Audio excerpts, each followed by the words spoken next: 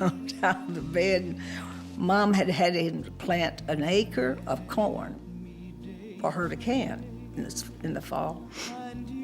And Daddy was so mad, he went out there and tore the whole acre of corn down. Faced with a choice of giving up Christian music or leaving home, Dottie took to the road. She traveled all over the country through Greyhound buses. It's just, 13, 14 years old. She would sing in one church, and then a pastor there might hear her and invite her to his church. So that's how she mainly got around, was through word of mouth.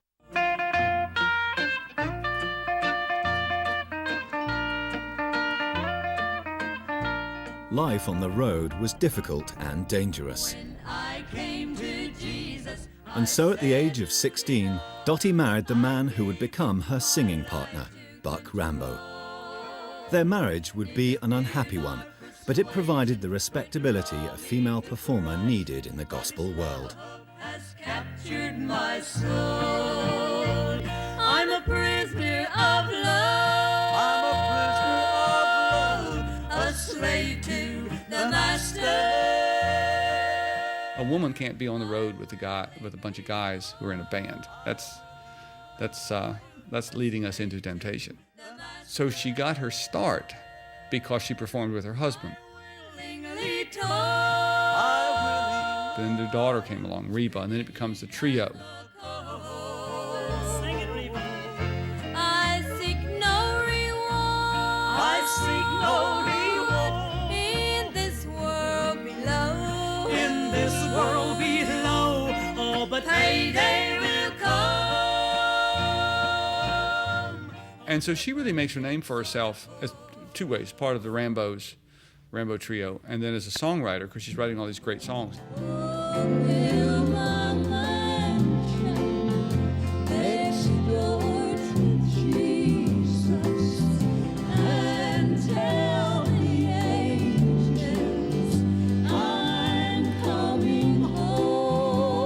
Dottie Rambo would eventually write over 2,500 songs. Although her lyrics concerned the gospel, their inspiration was often found closer to home. Every heartbreak I had, I got a new song. I thought, Lord, please don't break my heart to give me another song, but it seemed to work that way.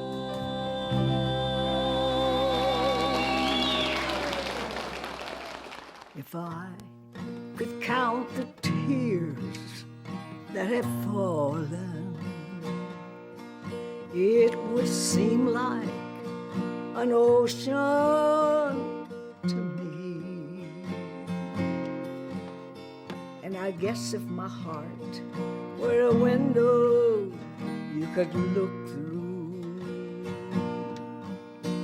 oh, the pain and scars you would see. Dottie was markedly more devout than previous generations of gospel performers. She frequently blurred the line between entertainment and ministry. I never could see myself as just an entertainer. When it came down to the very end and we're going to say goodnight, a part of me could never leave without saying, is there anybody in here that needs Jesus? I want to pray for you, just where you're standing. And I just love to do that, and because you never know who you're going to miss. Never break anymore.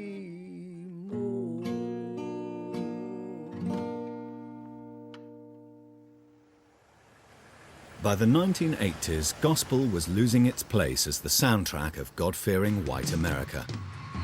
Jesus is the Its rival was a new breed of Christian rock and pop, which rapidly gained a foothold on the airwaves and in the crossover ground that Southern gospel had once claimed as its own.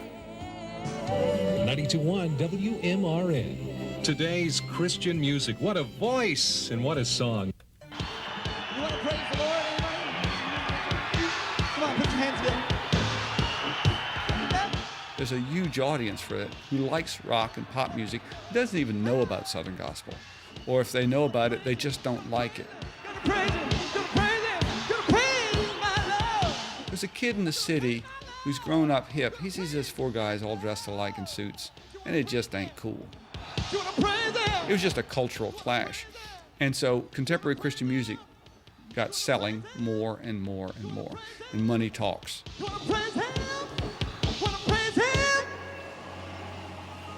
But there was a place of sanctuary for gospel to go.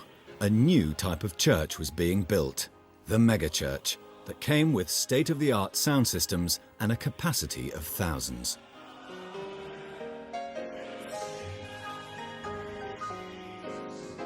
One of the bigger churches who could pay you some money, you know, it was a better feeling because you're singing about, you know, the Lord. And as time went by, I think we started listening to what we were singing.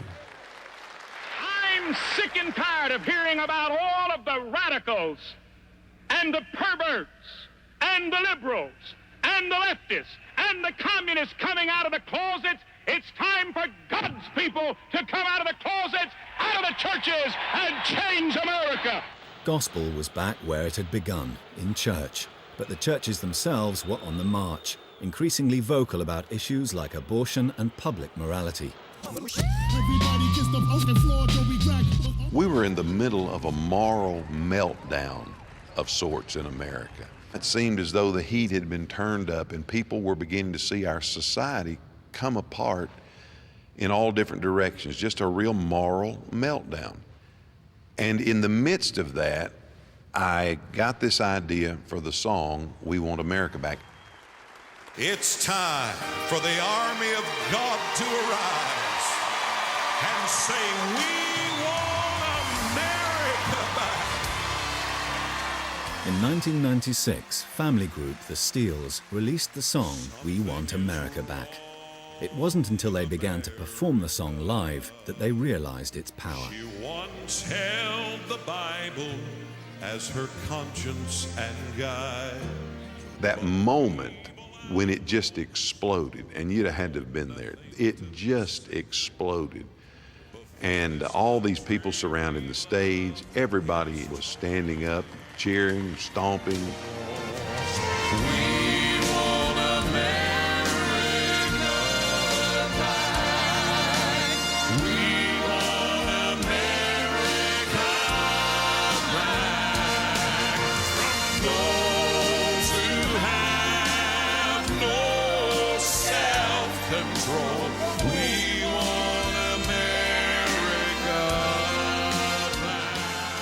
I still have people to this day talk about it like it was yesterday. They said I was a part of that. I was carrying a flag because this was like their anthem, you know, to Southern gospel. It's time for the army of God to arise and say we want America back. You have to have a Southern gospel fan's mentality to grasp why that was impressive to them. They've got God and country kind of in the same basket. If it's hardcore patriotic, then it's almost the gospel. Television daily bombards the senses of our nation with the ideas that wrong is right, that the abnormal is normal, that the abhorrent is acceptable, and that what God calls an abomination is nothing more than an alternate lifestyle. The song spent months at the top of the gospel chart, with the Steels Christian Record Company helping stoke the political fire. They hired a guy, gave him the position of coordinating We Want America Back rallies all over the country. We played a week in Branson. We'd never been to Branson, didn't know anything about it. Then the mayor of Branson comes out in the middle of the stage and presents me with the key to the city and an official proclamation and begins to weep while he's presenting me with the proclamation.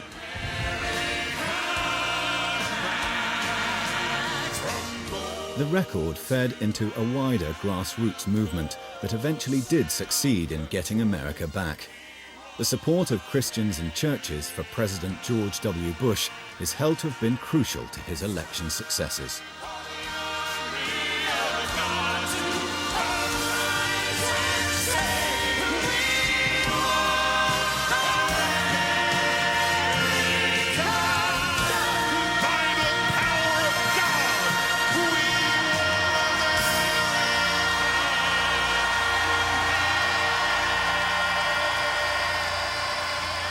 some, the cost of getting America back was too high, not least the Steels themselves. I just finally came to the conclusion that that's not preaching, that's rabble-rousing. That's not preaching, that's bashing. And I never got into songwriting of the Christian sort to be a bully. If I were to write that song again today, I would probably say 98 or 99% of the same things, but I would not write it or present it in what I will call such a mean-spirited or heavy-handed way. It's time for the army of God to arise and say, we want America back.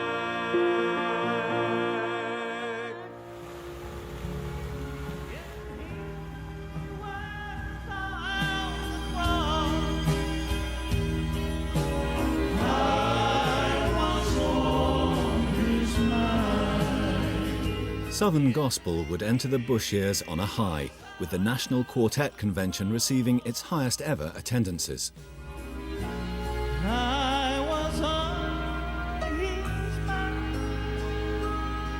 And it's here, on the 15th of September 2007, that a whole era of the music is coming to an end. You're gonna make me cry. The Florida Boys, the last surviving quartet from the music's 50s heyday, have just finished their final show. There's nobody like Jesus. He's such a friend. He will be faithful. I want to thank all of you who have made it possible for us to eat down through the years. We might have been able to eat a little better, but we got fat enough as it was. There's nobody like him. There's nobody like him. What the crowd don't know is that group leader Les Beasley has cut a final deal. The band may be retiring, but the name will keep working. We got to thinking about the Florida Boys' name dying, and a fella came to us and said he'd like to see that it went on. Earlier in the week, Les has been in discussion with Charlie Waller, a major gospel promoter. Waller has been assembling a new gospel quartet and has negotiated the right to use the Florida Boys' name. Would you like to see the name go on?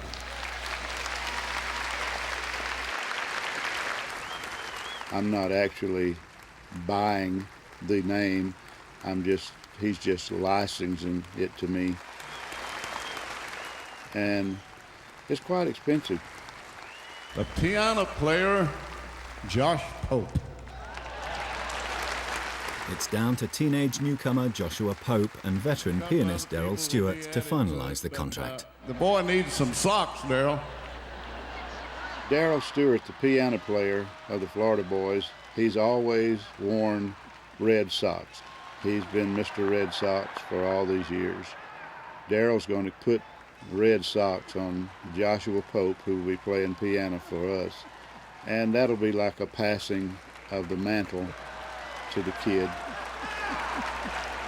The new Florida Boys will soon take their place among the 8,000 Southern gospel groups currently working in America. We love you.